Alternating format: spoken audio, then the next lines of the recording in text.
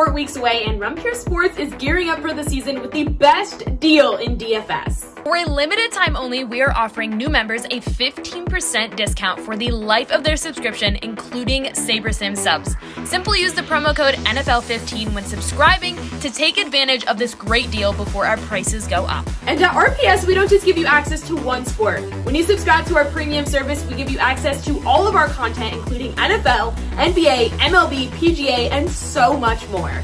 And we're not going to charge extra for access to our preseason content either. Our memberships include all of our content, including the NFL preseason. The best DFS players in the industry give you access to their core plays and slate strategies for every sport and for every slate. Simplify your lineup building process by plugging in picks directly from the top players in the world. Watch our premium live streams to gain a huge edge on the competition. Our guys are live up to lock for the biggest slates, walking you through their last-minute decisions, analyzing breaking news and injury alerts for the major sports. Again, for a limited time only, you can access our industry-leading DFS content for 15% off our already low price. SaberSim packages are included, so sign up today using the promo code NFL15 for 15% off your subscription for life and start building winning lineups today.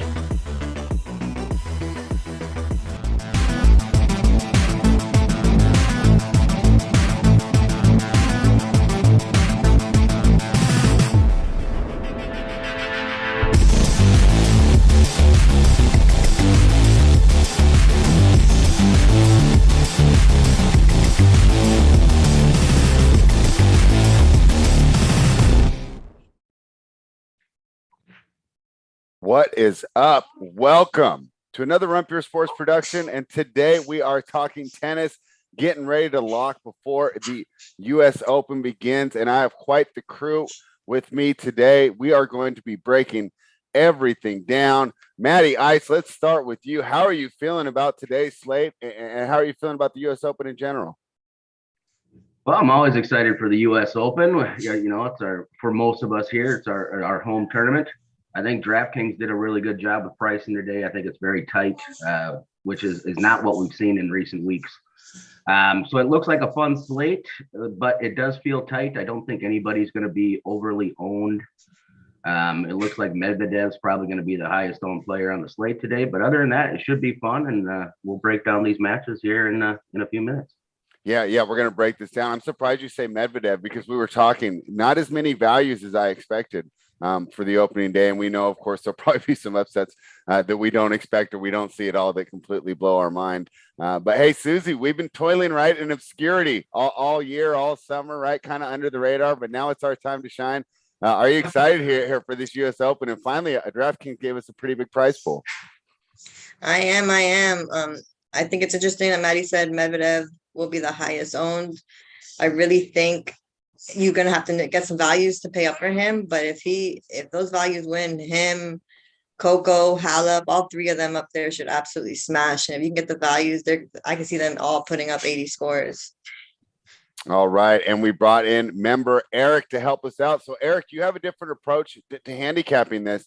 Of course, I do betting a lot and I do bet, but I don't use the line movement as much as you do, going right up to lock in order to make these picks.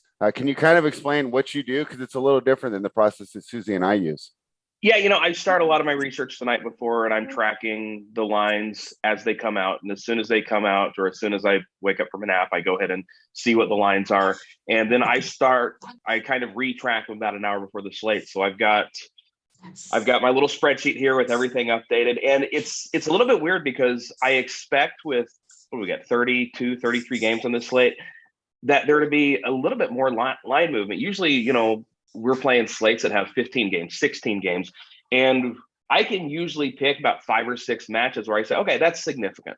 And this, I've only seen about 4 or 5 different matches where there has been significant line movement. So it makes it a little bit trickier and it makes it a little bit more fun. You guys say Medvedev's going to be the chalk. I'm thrilled with that because he's not going to make it into any of my lineups, struggling with double faults. He's so expensive. Typically in these majors, the women.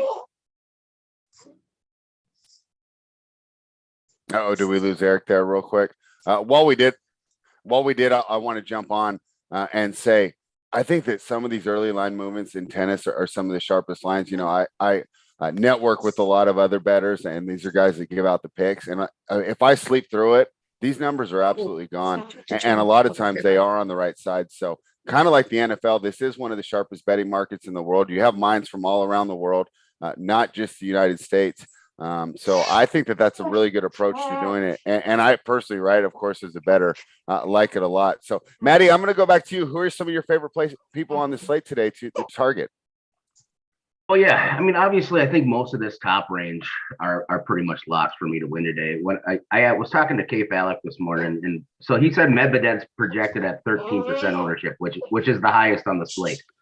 Not surprising with this many matches that ownership's still going to be that low, but that's where he's coming in at. But like Risky, Felix, Halep, Casper Ruud, Edmund's been terrible. I mean, if Casper doesn't roll him here, I would be shocked. Coco Gauff, obviously, Korda should win. Tommy Paul, Mateo, anyone 10K and up. I think I feel pretty safe about them rolling in straight sets. When you start getting down into this lower 9 range, I think it starts to get interesting.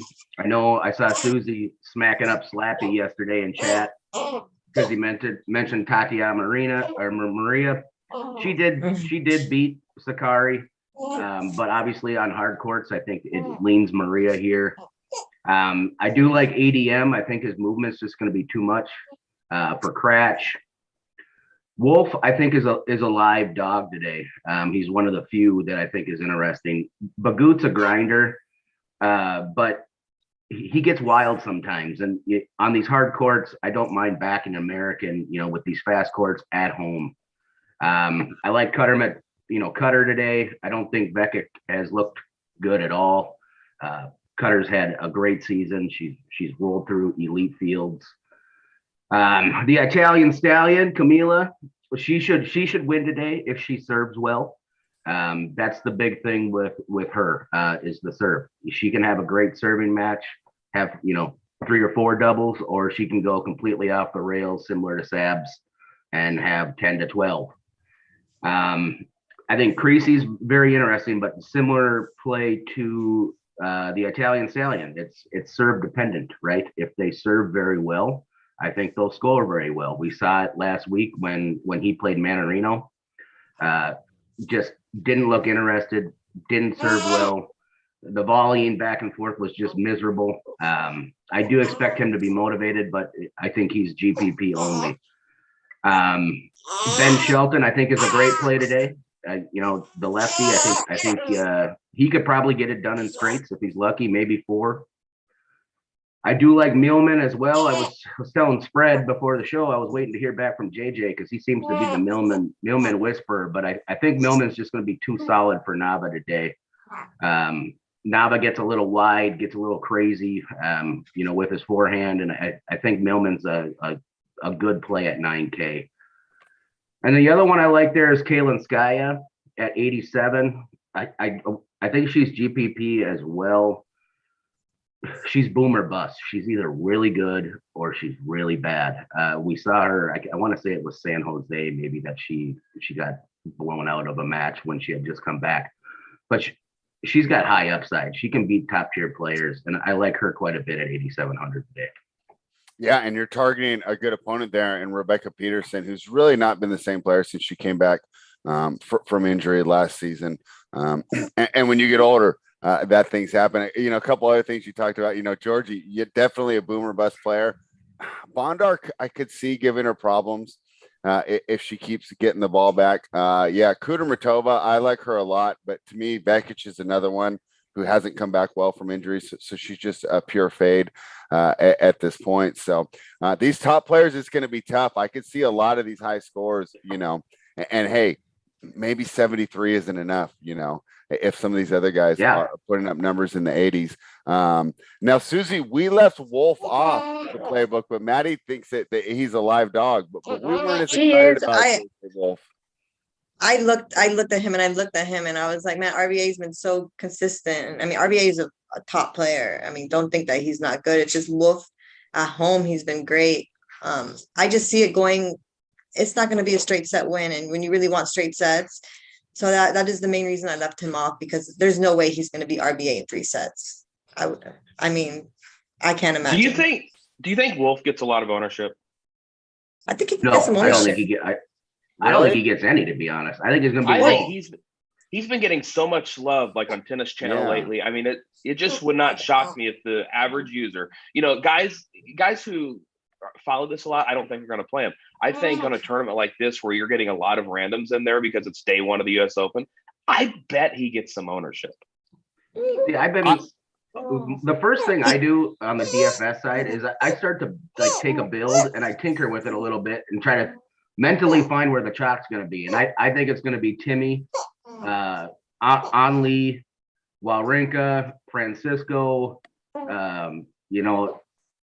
guys down in that range. Those are where I think the chalk's going to be. I think a lot of people end up with a much more balanced build today because of the tight pricing than dipping down to say like a Wolf. Or, Nishioka, I think, will be popular today as well, too, against Fokina. He's the other one I left off. The pricing's so tight, I just don't know. Unless you're a 150 guy, and you're running 150 today, I just don't see a bunch of people diving down into this cheap range. I think they end up with a lot of balanced builds today. So if you can find somebody cheap that you like and they get the win, it's going to make you incredibly different today, in my opinion. Yeah, that'll be interesting. I think there's a good chance we do see some Wolf. And my idea is maybe a lot of the people that weren't playing all summer and all year like us are going to want to get up to those really top players. And there's not as much value for them to get there. So, guys, reminder, this is brought to you by Run Pure Sports. Make sure you head on over to runpuresports.com. Check out all the great DFS and gambling info we have to offer. Please subscribe to the channel, the big red button on the bottom. Give us a like. Let's get those thumbs up going. We're going to try and keep bringing you tennis and, of course, all the great other content on runpuresports.com. Susie, you know what? Maybe we should have put Nishioka on there, right? The more that I'm looking at this, because there's not as much value. And since that one magical run that ADF had during clay season, he hasn't been consistent. What do you think? I think I talked it in the notes in the playbook that I left him off. Mm-hmm. I didn't talk Wolf, but I did talk Nishioka. I mean, Nishioka's been in great form. I mean, he just crushed, what was it, 2 weeks ago? 3 weeks ago? I mean, he's in some fine form, and he made it to the finals against Kyrgios, right? Yeah, I mean, Nishioka is definitely in play. I probably should have put him on the playbook. That's another one though. I think will go the distance. I mean, it's really up to Fokina. If we get the Fokina in form, Fokina should win, but Fokina's been awful. That guy. Here's my problem with the match. I struggle to see that match not going 4 or 5 sets. I agree, 100%. That's just a match I want to fade altogether. Like maybe he wins, but if he wins, 3-1 or whatever, like is he going to be on the winner? Probably not. So that's just kind of one of those matches that I've crossed off my list. You think even at 6,400, 4-set win's going to knock you out? Yeah, because we always see it on these big slates. There's going to be some dudes down here in the low 6s or mid to high 5s that go for 75 points. And when that happens, you're going to need all your guys in the 70s. Like it's just, It happens every single one of these slates. Like I don't mind diving down to some of these guys that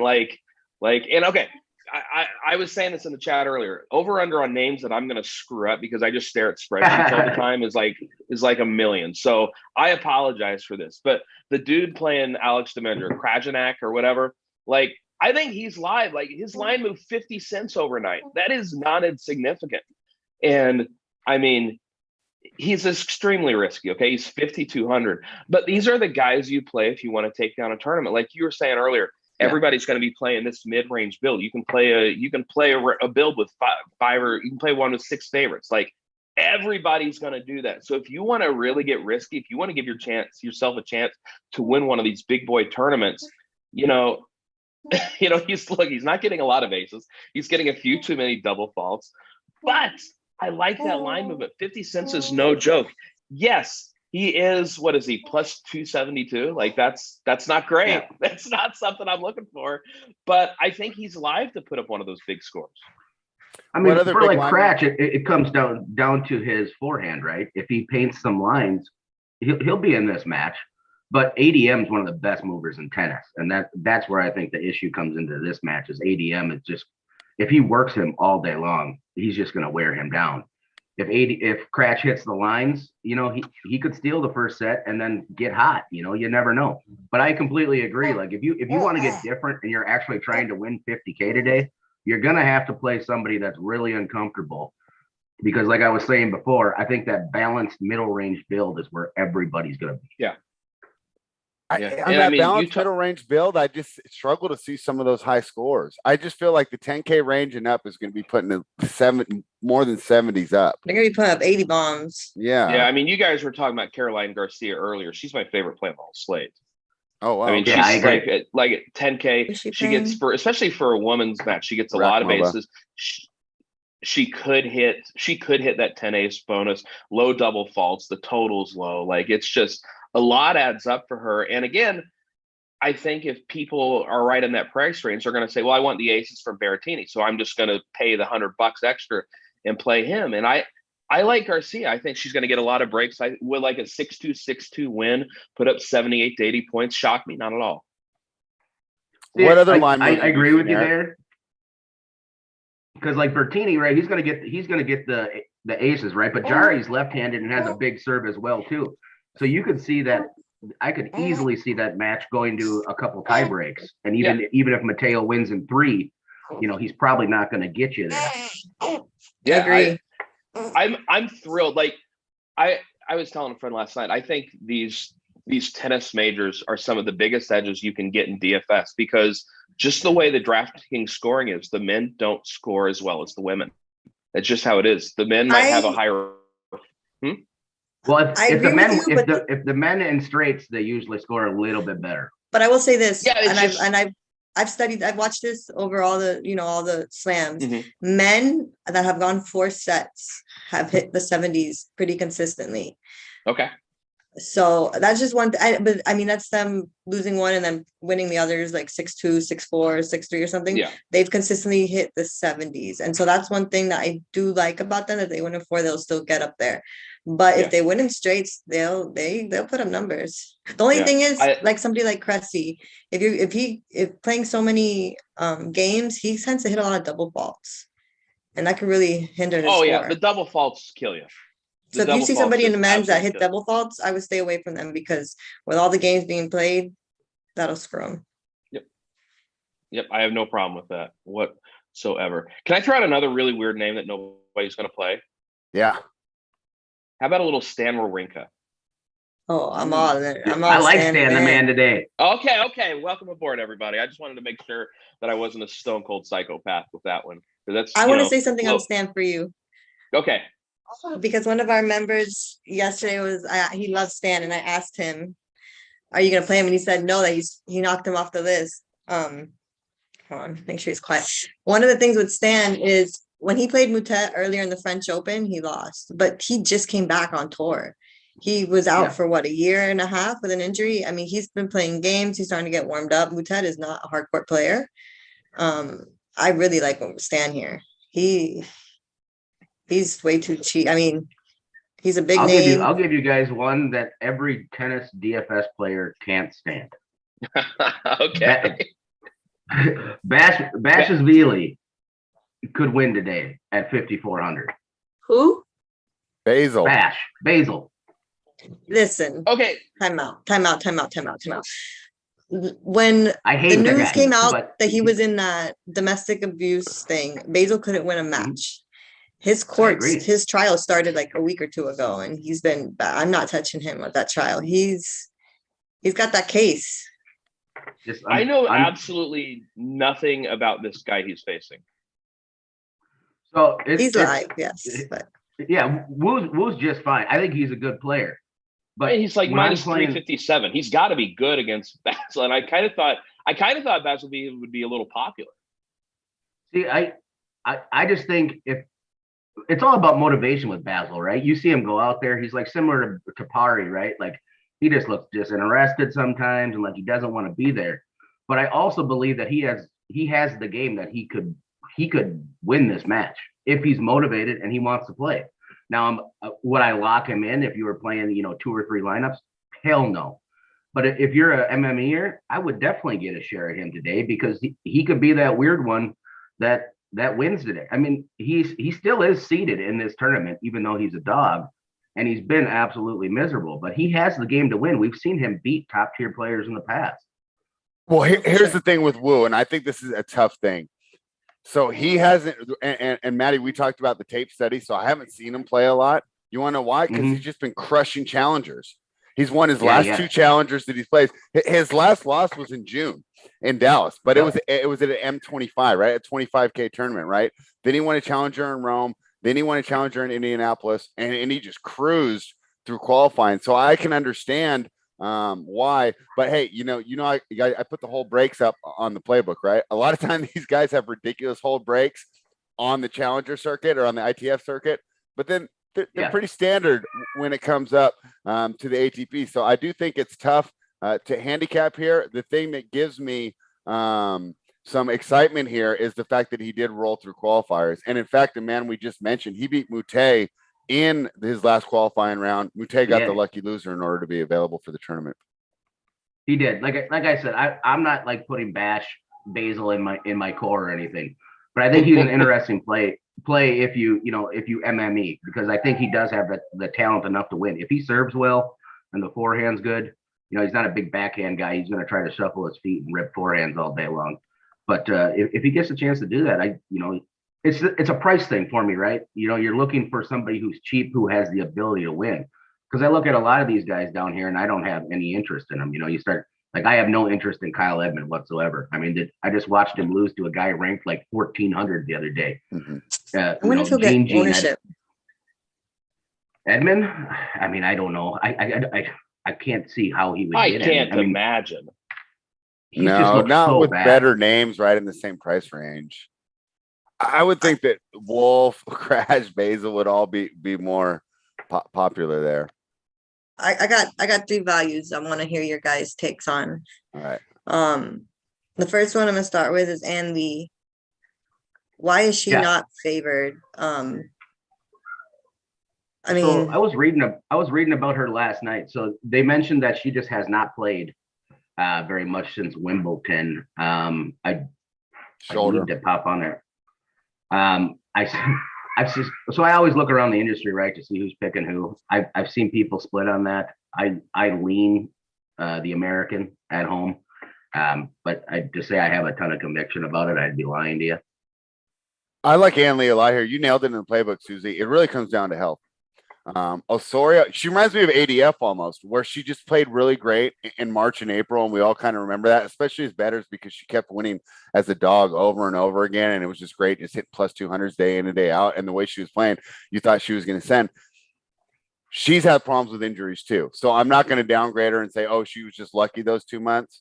She wasn't used to playing that much tennis, and this happens a lot with these young players that come on the tour. And then all of a sudden they're playing these high level matches, and it's not the challenger where they bounce in and out. And when it's only a 25K tournament, they come off a big week. It's easy for them to skip it. They kind of grind themselves out. I think that's what happens to Osorio. And I agree with your playbook assessment, Susie, that if Ann Lee's healthy, she should win this match. And I really like her too. My only worry is that she's going to be so popular there at 7,100 when it seems like, I don't know, a lot of people seem like they're going to be on her. Do you think I should be worried about that? I mean, it seems like she's. I mean, the only thing is, I know other tournaments like this, like I know Maddie and I have played her, and then she'll like start to double fall. That's my only concern with her. But if she wins, I mean, there's some hard locks you got to take sometimes. She's kind of too cheap at that price. Yeah, I agree. I thought she should be favored. I'm sure Eric would agree though. If you find like a mid-range play that you really like, I don't have an issue locking somebody like that in if you really like them, because you can get different elsewhere. With this many matches, I don't think anybody's going to be, 20, 25%. I just don't think it's going to be that way. So if you find somebody that you really like, say Ann ends up, 10%, I don't think that's going to kill you today by any means if she rolls. No, I don't think you got to worry about ownership today. Yeah, I don't think so either. 32, 33 matches. Like, I don't think you have to worry about it at all. All right, well, I like that idea too, because I would rather just pick the winners and not worry about this. Hey guys, reminder, this show is brought to you by runpuresports.com. Right now we have a promo code NFL15. What a great deal. 15% off monthly subs, not just for a year, but for the life of the subscription. That gives you access to SaberSim, So if you're running projections here, and Susie and I are still getting into it, but it's a great tool. If you're MMEing, and you have to be using an optimizer like the SaberSim, the promo code NFL15 will give you, for the life of your subscription, 16% off. The NFL is coming up. The premium content has been absolutely crushing. If you guys are following, you've seen all the screenshots people using SaberSim in baseball. I loved using it for the NBA last year, so make sure you take advantage of that with promo code NFL15. Susie, what other values did you like? Okay, I have no idea if I'm saying his name right, but Camille Majchak, however you say his name, Marjak. 6,900. So this is my take. He was playing last week, I believe it was, when I had looked it up, and he withdrew from the match with it was hamstring tightness. I forgot who he was. Oh, he was playing Gasquet. He took a set off Gasquet, and then he had hamstring tightness. Tabilo, while he is a decent player, he's more of a clay guy. So if this guy's healthy, I really like attacking him.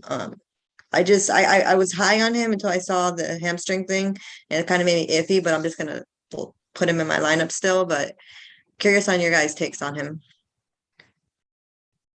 I have no opinion on him. I have Tabilo in one lineup, and I don't feel great about it. His line moved from 130 to 140. He's fine. This is one of those where I just don't have an opinion on. I don't know enough. This is one of those matchups for you guys who watch all the matchups. Well, I think the last two matches you brought up, Susie, highlights an interesting part of this season in tennis, right? Because so many of these players are beaten and broken down at this point in the year. They've just been grinding, but this isn't the NBA. These contracts are not guaranteed, right? So they're going to get out there. I think, if I'm not wrong, I think it's $80K if you lose in the first round.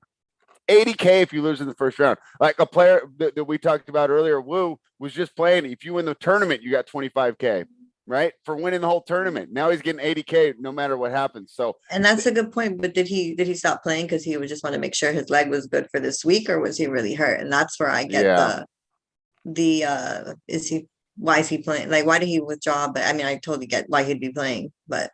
And that's why I think that we'll see some crazy upsets on this value that aren't going to make sense to us when we're, doing these breakdowns right now, because in our mind, we're like, well, there's no way, like looking at the tennis, right? There's no way that Bagnis should beat Korda. There's just no way, right? But if Korda's carrying an injury that we're not knowing about or something like that, these things can happen, which is why we get some wild results. What other values were you looking at? My next one, I'll be surprised if Maddie doesn't have a line with him, because we play him a lot when he's a dog. But Pablo Andujar, Echeverry is a clay guy. Pablo is I'm not gonna say he's great, but he's a very good player. You're muted, Maddie, if you're talking. We're going to be on the opposite ends of the spectrum today. I'm with you, Maddie. I'm with you on this because I like Tabilo. He's a lefty.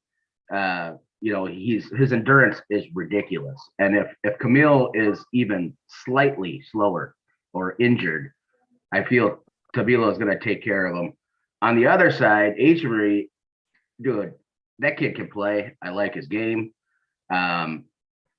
I think he's going to be completely overlooked, and I actually have him in my line against Pablo as we speak. I should make a lineup just going against all my picks right now. Yeah. I mean, look, lineup. With like Echeverry, like he's got good line movement. The total is pretty low, like 36.5, which is low for this price range. He's lost 10 straight. If you look at the DK tab, he's been doing good in challengers though. That's why it's rough. I know, but this is what I like, because everybody's going to click on that name just to do a little research and say, there's not a shot in hell I'm playing this dude who just lost 10 straight. And they know Pablo's name, right? Yeah, exactly. And you're looking at a guy right here who, I know we were talking about ownership doesn't matter on a slate like this. It matters when you're getting a guy at 1%. And I think that's kind of what's going to happen with this dude. So like with Echeverry, like, I really think he's a fantastic tournament play. I've got 5 lineups today. I think he's in 3 of them. Like, I think he's he's a really good spot. Here's one thing about Pablo too, is he double faults a lot. In his last 4 matches, he's had 10, 9, 5, and 14 doubles. When you're getting that many free points, I'll gladly take the other guy when I think they're similar in skill set. Susie, do you have more Okay. values you wanted to throw out there for us? Maybe one more, just the thought. So I never heard of her, but I looked it up when I was doing the playbook yesterday. Mandlik playing Zid and Sek, or however you say her name. Okay. Yeah. So You Zid go on is this a- one, Spread, because I don't come on the Zid train with me. Really? You're on Zidanzik too? The line movement was good, man. And again, nobody's gonna play her. Like everybody wants this young chick who, who's supposed to be really, really good. And meanwhile, Zidanchik, nobody's gonna play. And I try to keep emotion out of it. Zidanchik has been good to me over the years, so like I've got to. When she wins, my girl here. You know how many times that she's played and like she's been low owned and she just breaks the slate. I know. Thank you. Absolutely breaks the slate. I think Susie and I have had some private victory laps about this. Like she does good for us. Like I don't know. Yeah, like I have like 3 really cheap ones: Zidanchik, Krajnik, and I know Spread. You're gonna hate this other one because I know you talked poorly about it earlier, but Donna Vekic, I don't hate either. Oh, okay. So as an MME play, I guess I don't hate it because she does have the talent and skill level to get there. But let me jump back on Manlake real quick. So she's the daughter. Would you say, she might be good? No, she's good. I've She's watched 26 her. and 7. She's awesome. On hard. Yeah. She's the daughter of Hannah Mandiklova. So older people like me will remember her, losing to Chris Everett and Martina Navratilova, but she played in that era. And was one of the players right below. She played the quarterfinals and semifinals a lot. So she's got the tennis lineage. She came up there, and you watch her, and she's got everything. She has the athleticism, and then she can dial up the stroke. She's had a nice all-court game. Can switch between offense and defense. And I understand your guys' love for Zidanzik, and we've really liked her too. She's one that I pretty much bet on clay courts though, and fade on almost all other surfaces. Now, I know, Maddie, you're saying that you think the US Open plays pretty quick, and maybe it's just because I'm comparing it to Cincinnati. I still think it's one of the slower hard courts, which in your mind you'd say, oh, well, clay quarters should be good on the slower hard courts, but it doesn't always work that way with the idea of the movement, right? Some of these people on the clay are so good because they understand how to slide. And there's I guess I've seen a couple people slide on hard courts, right? But for the most part, there's no sliding on hard courts. So I'll be surprised if that upset gets home, but I mean, I guess it wouldn't be the biggest shock in the world. Let me ask you this. Do you think the moment might be too big for her? Pretty big stage, but also a lack of expectations. It's not like she really knows her DraftKings price or her odds. And it's, it's not like, other than the gamblers, people. If I was her coach, I'd be hiding the odds from her all day long. Because the last thing you want is a young gal to go in there knowing that she's a favorite. Yeah. I mean, my idea is they probably expect to win every match regardless, especially when you've had the success that she's had. I mean, she hasn't really been smacked around yet, right? She's been just winning on the lower levels. She was really good as a junior. And she's had some pretty good success when she's got here. So I guess my concern it would be, and if I were to make the case for you on Zidanzik can be a tricky player. She's not just going to feed you nice topspin forehands that are right in your power zone.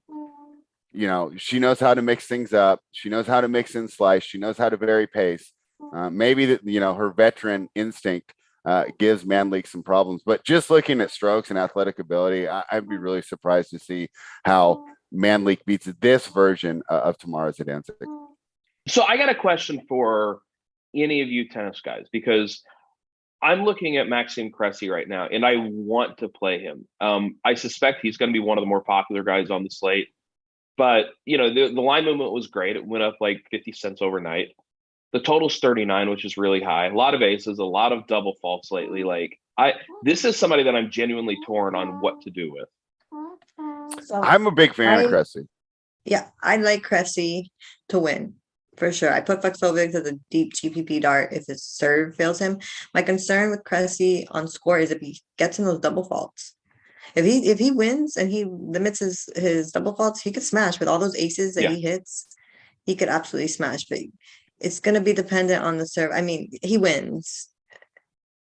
If he can get through his games, he's going to score great. And my concern for Cressy is he's not going to get enough breaks. He's throw the whole breaks up. He's at like 88% on the hold and 14% on break. 14% is really low for a men's player, right? Like RBA we talked about earlier is at 30% on his break percentage. So that's why that total's at 39 because he plays a lot of tie breaks. Yeah. So I'm worried about him blowing up there and just. Hey, if it was right in that mid-range, I would love to have him here. But at 8,900, you're right around people who could really crush. Like Callan Sky at 8,700. I think I would much rather be on her. I think she's got, you talked about the 6'2", 6'3s for the women. I think she's got a way better chance than Cressy getting a bunch of breaks. And I like Callan Sky. Yeah, I mean, how much would you be disgusted too if he does end up getting some breaks and then he's actually cruising, but he throws in a bunch of double faults because it's great for me to watch. But when you watch him, his first serve's 131, his second serve's 125. Like I got breaking news. Okay. I have the baby in my hand. You adjust my lines. And Duhar is out. Echeverry's playing Lucky Loser Grenier. So give me 1 second. Come on, baby. You can't wait 25 minutes. Well, at least it's now. So wait. Give me 1 second. I want to put him to sleep a bit now. Oh, Echeverry was a good play before. Now he's a great play. Oh, man. Damn it. I thought we had him.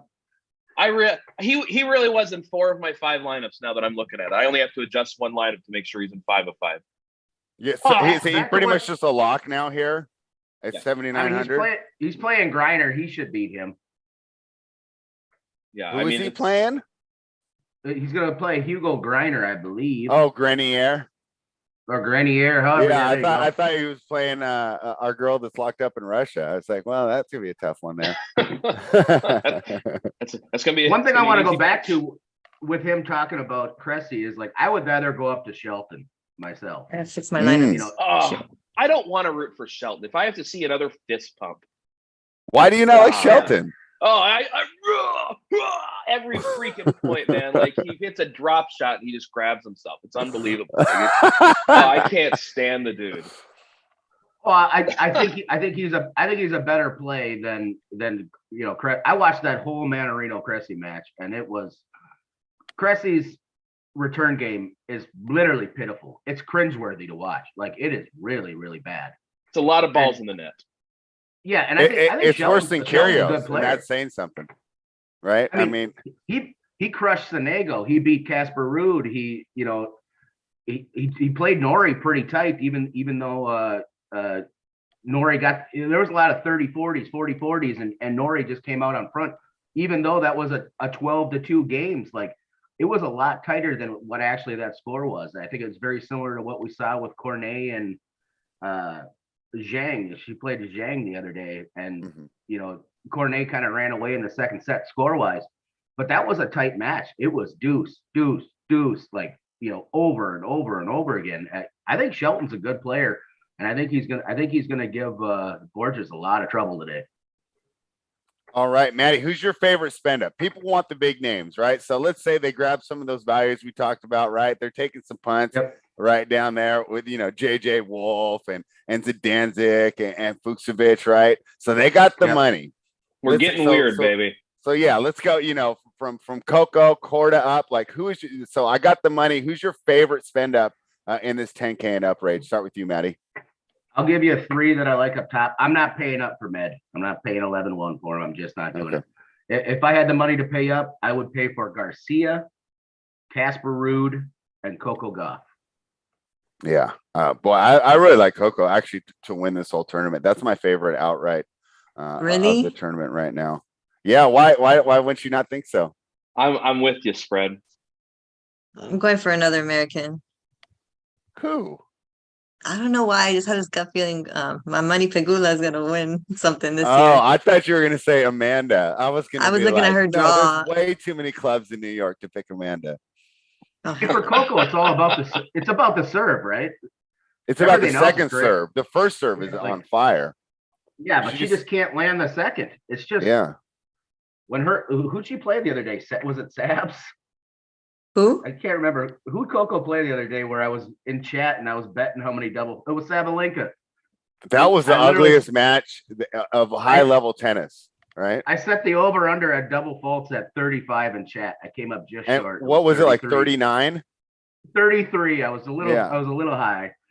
Yeah. Oh, let me ask you guys, if you're in this range and you had to choose between two Americans, Corda or Paul? Paul for me. Really? Yeah. Paul's been far more consistent. I don't trust Sebastian Corda. I don't think he's good. He's a mental midget. That's He is a interesting. mental midget. Well, you're coming with these strong takes here. That's funny. I was leaning Corda here off the idea that I thought he had the weaker opponent. I thought that Zapata Morales might be able to give Tommy Paul some more problems. But you guys make a great point. If we're just going form of the top player, Paul has been playing better lately. I mean, Paul's been playing great tennis. I can't believe you're that down on Corda. I think he's gonna to make you be upset about saying that here in a couple of years. I think he's gonna get there. He's had a lot of pressure on him his whole life. He's got that weird schedule where he plays some and then he doesn't, and then like I've watched so many of his matches. Who was he playing the other week, Susie? Where he literally crushed the first set, mangled the dude. I'll tell you right now. I was so mad because we like locked him. He was like mega chalk. Like he never picked up a racket in his life. It was the most bizarre thing in the world. Like he was just miserable. It was Weimer or Emer, however you say his name. Oh yeah, I never get those guys right. Susie, who's your favorite spend up?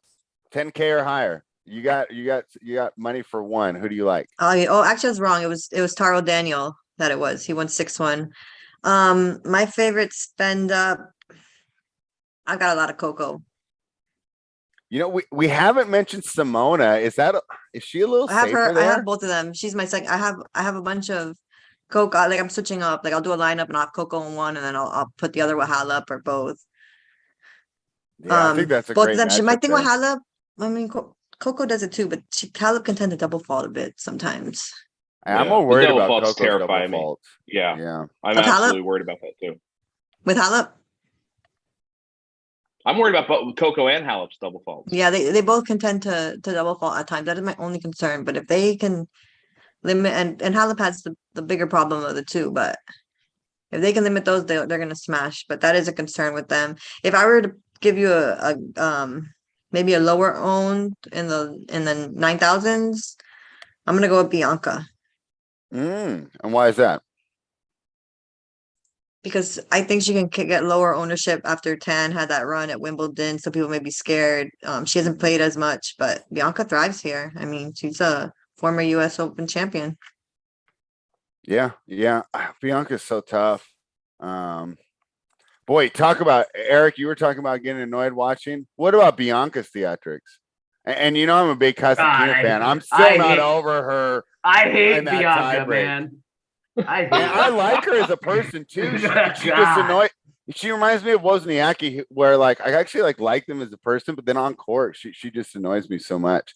Eric, who's your favorite 10K or higher? If you just get the money, that would be Miss Caroline Garcia. Get the ace. Okay, you already said it. I'm faults. Sorry. I mean, I think she's going to crush her. Like, if I could pick one person to get 80 plus, it's going to be Garcia. All right. Another big server that we haven't mentioned yet. Rinderknecht is playing Ali's. Rinderknecht's got a big serve. Seems like I wouldn't be surprised if he crushed. He's only 8,500. What do you think about him, Maddie? Could you see him in the winning lineup? Because I think he's got some pretty high upside. Yeah, I'm a Rinderknecht stan, so I've been following him for a long time. I think the hard courts definitely suit him better than Haley or Halis or however the hell you say his name. But I think, grass courts, if this was grass courts or clay courts, I would be on the other side of this. But being on hard courts, I think Rinderknecht, I picked him in 4. So I try to pick every match before I look at anything and then compare it to what I'm seeing. So I had picked him in 4. So I do like him today. I could see him getting the ace bonus. He's one of those guys when he's hot, he's very, very good. And when he's off, he's miserable. So I'll have a couple. I have him in. What do I have him in? I think I have him in one of my 6 builds right now. So I just kind of landed there and took a shot at him because I don't trust Coco Vandeweghe very much. I don't like Bokina. I was just about to bring her up. I don't know. I was going to ask you, Spread. I wanted to bring up, Diaz versus Galfi. I know you follow the WTA side, closely. I wanted to see what you were thinking on that one. That's such a tough one because Diaz should win, but she's been wildly inconsistent this year. She's another one that had kind of that great run in the middle of the summer, up her ranking, up her profile. Because the way that these tours are now, with all the depth, you have like one good 2-week run, and you can bring your rankings up like 40 points. So her ranking's much higher. But I've been disappointed in her a couple times, and you really watch her, and she's really peaked right now. I mean, you watch her game, like a lot of them, I say, boy, well, if she plays like this, she could be top 20. I don't ever see her being top 20. Like, to me right now, you're getting the peak of what Diaz can do. She's a grinder. She's going to win a lot of matches on clay, but she doesn't do anything exceptionally well. Like, even for a grinder, she's not exceptionally quick. She doesn't have that, I thought she looked good in Granby last week. I mean, she beat the hell out of Becca Peterson. She crushed Dart, and then she looked terrible. I hate using those tournaments though, because first of all, half of the big name players, and this is where I wish they had a little more disclosure. A lot of those big name players are there just for the appearance fee, and they do not even want to win. And they're out there. And a lot of times their coach is like, well, you're just working on forehand down the line today. So you're going to, and it's not necessarily the optimum strategy, almost like in spring training, right? Hey, just throw a changeup every single pitch because we're working on your changeup. So that's why I don't like to take too much into those, and I'd love to, right? Because my girl Dasha Kazakina there won the whole tournament, but like I said, don't necessarily know if it portends success. Coco Vandeweghe is chalk is mind blowing. I think that says more about Zaneska than Coco herself. But boy, I don't trust her at all, and she's one of my favorite players. But she's definitely getting up there. I mean, if you're MMEing, do you have to consider her? I would consider Zavenska over before I played Coco, but that's just me. Yeah, I mean, she's so tough to play at this point. What do you think, Eric? No, I'm playing Coco if I'm playing anybody right there. Like, I don't even think that's close. Oh, okay. I don't like Coco Vandeweghe at all.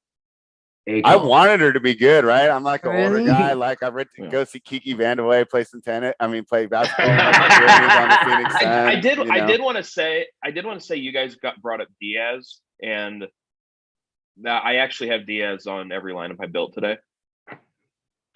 So do you? Yeah. Okay, break that down though, because I want to hear that. Is that just a Galfi fade, or do you actually believe in Diaz? The price is just so good. It's 8,200. Like, Diaz went from minus 162 to minus 200 overnight. Like, that's huge, especially like when it starts that close and then it goes to 2-1 favorite. Like, that's massive. The total is fine. Not a lot of double faults. Like, I assumed this morning that Diaz would be chalk. Maybe not. Maybe it was just too many people for anybody to be too popular. But I mean, that's too much line movement for me to ignore. I'm looking at my lineups now, and I actually have 4 people locked in, which is a little much. Okay, and I can kind of understand this. I just put up Galfi right now. She played clay in July. She hasn't played on a hard court. I'd have to look. It was before March. She hasn't played on a hard court, so she had all right results on clay. I understand. I guess you get a clay quarter in Priya's Diaz playing against a clay quarter that hasn't played. Yeah, that was her last hard court. All she's played since then is clay, and then she did a little bit on the grass swing. Yeah, she beat Kukova, and then she played Indian Wells before that, and she lost to Van, and then Monterey, and lost to Wang. All right, Eric, who else did you like in your lineup? Is there anyone we missed out? It's kind of, I don't do this as organized as I should. I'll have to figure out a way to go over these slates, but we kind of just bounce around from spend ups to values and just breaking down whether or not players are going to win. Yeah, the other person, somebody who's just like, she's 100% going to screw me. Like, I can already see like this slate going and me sending somebody a message in about 5 hours, say, yada, yada, yada, had too many bleeping double faults and yada, yada, I lost. But here I am with Camila Giorgi and more lineups, and it's not going to go well. And I've seen this movie before, but I'm still rocking her. Wow, Camila Giorgi. You know who we left out that we have to talk about? Or maybe we missed it. We got in there. Van Richthofen and Zhang. Oh, yes. I thought when I originally saw that, I thought, Van Richthofen, he's going to be the most popular dog. That guy Zhang's been crushing on the lower levels. Yeah. Go ahead, Eric. I get why people are going to play TVR. I just took Georgie out of one of my lineups. I just can't do it. I can't go that. It's just going to be depressing. But no, I get why people are going to play TVR. And the aces are there. He had that really big run.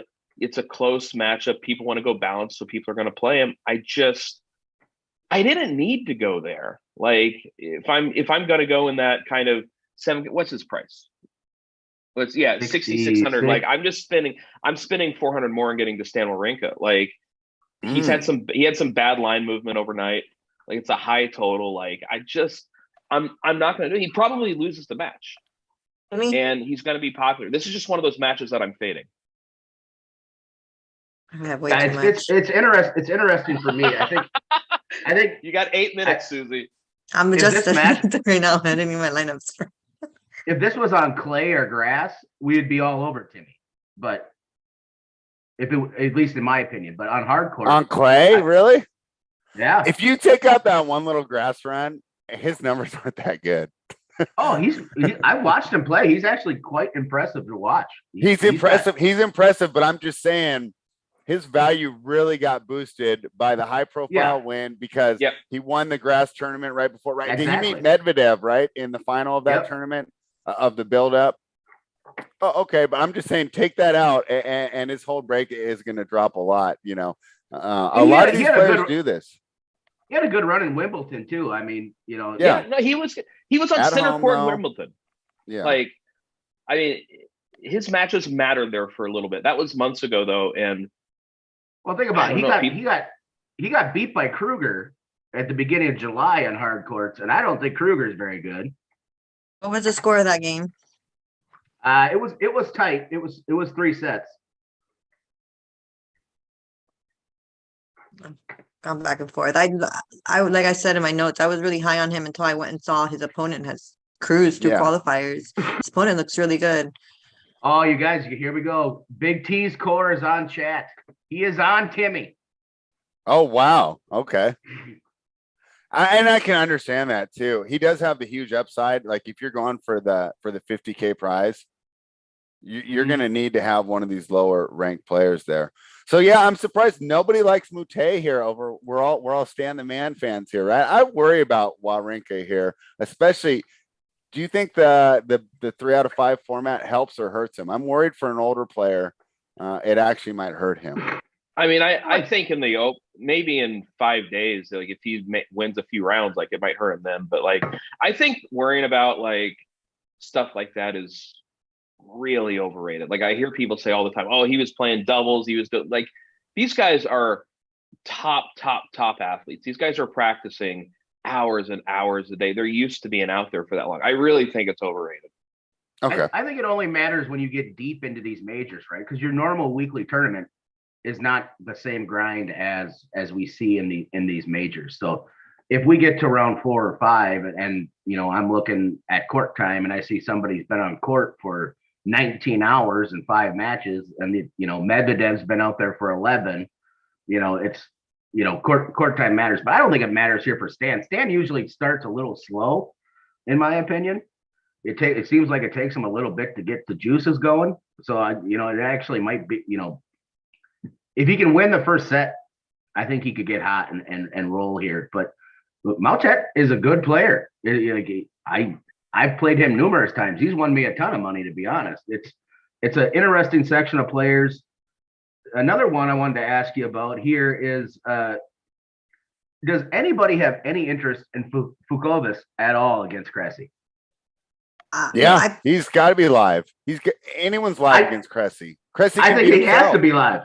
Yeah, Cressy can beat himself, and I like Cressy, but yeah, so do I. But there's too many double faults. Fuch's been terrible, but he is similar to what I mentioned back earlier with Basil. It's like, I think if you want to hit the 50K today, I think you're going to have to hit somebody in this, 5K to lower 6K range to get it done. because I don't think you're going to get it done with a balanced build. Every one of these tournaments, you need to hit one of those guys. Yeah, I agree. But you said you thought that people were going to go more of the balanced route. I do.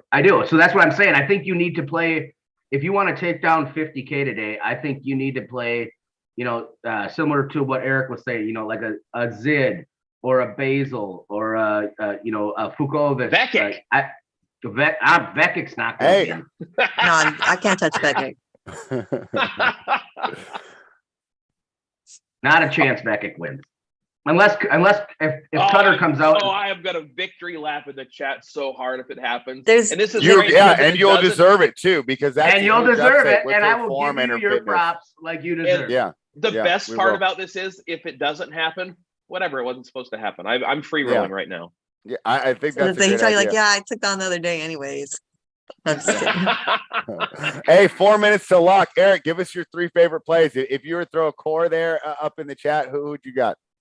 Yeah, I would go with Caroline Garcia. I've been pretty steadfast on her. I love that play. I would go with Diaz, and I would go with Echeverry. All right, Susie, I know you put up 2 scores. Full disclosure, I'm updating mine right now. Well, I'm not really up. I'm taking Cressy out of my cash and putting Etchy. I'm just doing. I have my cash core would be Kalinskaya, Coco, Vandaway, and Etchy. Wait, Coco's in your cash core? Vandaway, I have her in my cash core. I've had her since yesterday. Wow, Yeah. that's brave. That's brave. I love it. I'm rooting for you there. The best thing is when tennis Twitter just melts down when she wins. Like, I mean, I can't imagine rooting for someone based on their political beliefs, but that seems to be a big thing on tennis Twitter. Maddie, who's your core for today? My core for today is Diaz, Onley, and Ben Shelton. Ben Shelton. I love when these guys just come out of nowhere, right? If you would have asked me about Ben Shelton in even June, I'd be like, who are you talking about? Right? He's playing for Florida. Yeah. You know what? I didn't know a lot about him, but yeah, Dong Slayer, one of the guys we have in chat, he loves following the lower level guys. Yeah. He swears up and down, this guy's the second coming of Christ. He loves this dude. Well, he ended up doing so good. I think he forego his eligibility to grab the Cincinnati prize money, and he's moving on and he's going pro. And that's a great story. And I like these players using college tennis ranks before. I think Danielle Collins was probably the biggest name player to use college of all this current crop. But hey, can't be against people going a college. So 2 minutes to lock. But Maddie, we got to do it. Give us your predictions. Who's going to win the men's and who's going to win the tournaments? Who's going to be lifting the trophy at the end of the fortnight? All right. Well, it's not going to be a flashy pick here on the med side. Okay. I'm sticking with Mr. Medvedev. Russian repeat. And I think Amanda is going to take down the women's side. Have you seen the nightlife in New York? That's all right. That's all right. Oh, what are they going to do? Lock her in her hotel room for 2 weeks? Unbelievable. You damn right. Well, hey, at least you're taking a stand. I love it. Hey, Susie, do you want me to give you a boring pick? Do you want me to pick Coco? Do you want me to pick Halep? Coco's not boring. She's 14-1, and that's going to be my pick. I mean, I feel attacked. I'm already annoyed. I'm going to have to watch every one of her matches for the next 2 weeks. Why do you hate watching her so much? She's actually a fun player to watch. Because she's not as good as everybody thinks. All right. Well, we'll see. We'll see. She might be a Grand Slam champion here at the end. Susie. She will, but she's not there yet. I don't need to watch her every 6 minutes. Oh, man, boy. Man, you would have hated, when Serena Williams and Venus were young. I think they got the same attention here. Susie, who do you like to win this tournament overall? On the women's side, I'm gonna say Halep. On the men's side, I'm gonna go with a more riskier one, and I'm gonna say that he finally gets one, Mr. Nick Kyrgios. Oh no way! Oh, no. Yeah. So he just beat Medvedev. He just beat Medvedev. I don't care what, I forgot who posted on Discord that or Gator, he posted that he's ready to get back home. I think he's gonna win himself one. He's in the best form of anybody right now. Interesting, man. You guys, can you imagine the nightclub life next 2 weeks from now if you guys are right? If Amanda and Nick are the champions, I mean, boy, it's gonna be wild. You're muted, Matt. See, I think the women's side's wild. It's the same thing with Wimbledon. Nobody saw Rybakina coming. Nobody saw her coming. I don't care what anybody says. I think the hard court suit Amanda, and if she gets hot and locked in, she can play with anybody who's on tour right now. I just worry about her for 7 matches in a row. You mentioned Rybakina. She's one that I think is almost under the radar. And because of the way that Wimbledon was, she's not getting all the same love that a normal first-time champion would get, right? And she even complained about it with her court assignment. She said, hey, I'm playing another Grand Slam champion in Karpine Muguruza, and you got me out on court 4. What's going on? Eric, who do you like to win it all? Can I get a little weird? You have to. Yeah, we got to. Okay. What if I went with, on the women's side, Ons Jabeur? I don't think that's that crazy. Okay. I love her. And She's like 30-1, which was wild to me. She's 25-1 right now. Yeah, so she took a little money, And on the men's side, I'm going to go with somebody who I've thought for a long time is due to win one, and I think it might be coming soon. Yannick Sinner. Wow. I like that pick. I do like that. That's a good. Yeah. So This time is coming. I'm gonna pick like Kenny Powers when he was out in Mexico, coming out with the American flags and everything. Give me 2 Americans. I'm gonna take Coco Gauff, and we can't wait to see your reactions on this one. How about some Taylor Fritz here to win the title? He's 25-1. I think he's a fun long shot. Susie's never been more excited. Look at her smiling up there. She's so All right, guys. Taylor's very live. He's live to win. He's the best form of his life. Yeah, he's been playing great. I think and it's almost like he's under the radar here with Medvedev being back. We didn't mention Nadal at all. Does anyone think he's got a chance? I think it's rough. Would that be wild if he won 3 Grand Slams this year? I never put anything past Rafa. Yeah.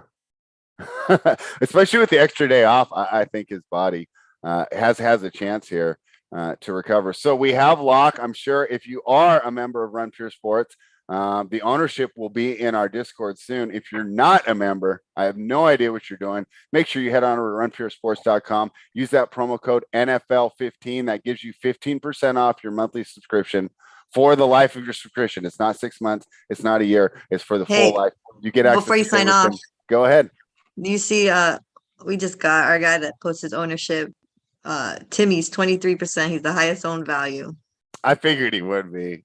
He's the 15. Looks like Diaz is the highest owned favorite. Am I seeing that right?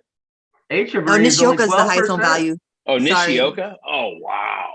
Wow. 27%. Actually, I don't hate that as much as Timmy. I can see why people like Nishioka. Ritter catches wow, that's a lot of ownership for him. I had him ranked 1-2 in the mid range. I didn't even think he'd be that high. Man. But I had him ranked 1. Oh man. For the spend ups, who's the highest owned? Medvedev. Okay. All right. And look at Garcia up there. Majors. And then I moved the needle. What can I say? Cressy's 18%. Wow. Coco Gauff's only 10%. You know why? Because Simona's sitting right there at 10-7. I think she's such a safer play. No way. I think Gauff's safer than Halep. Really? Why is that? Halep double faults. Too much. So does Coco. But Halep way more. My girl Bekic's only 1%. How did that happen? Because she's not in shape right now. She's like 15 pounds overweight. I got Fuchs at 1% too. I played him in 1%. Yeah, just like I remember when I said at the top of the show, I thought Wolf would get some ownership. He did get some 3%. ownership. Yep, 3%. Only 3%. Yeah. Okay, I wish I would have played some more. more. It's going to be way higher. Did you play him, Eric? No, God, no. I played the opponent. I wish I would have thrown a dart though on him. Georgie just 9%. Casper Ruud just 9%. Zid 4%. Did you take Zid? I do have a Zid team. Yeah, 4%. Fokina is only 4%. Wow. This show is 27. Where's Stan Wawrinka? Wow, Stan Wawrinka 16%. Might have made a mistake there. That's a big name, though, right? I can see a lot of people that like only play once a year. They're like, oh, well, he won me money. When I only played these 4 Grand Slam tournaments. What did Basil get? What did Basil? 12%. Where's Basil at? Oh, 7%. 7% for Basil. Damn. Yep.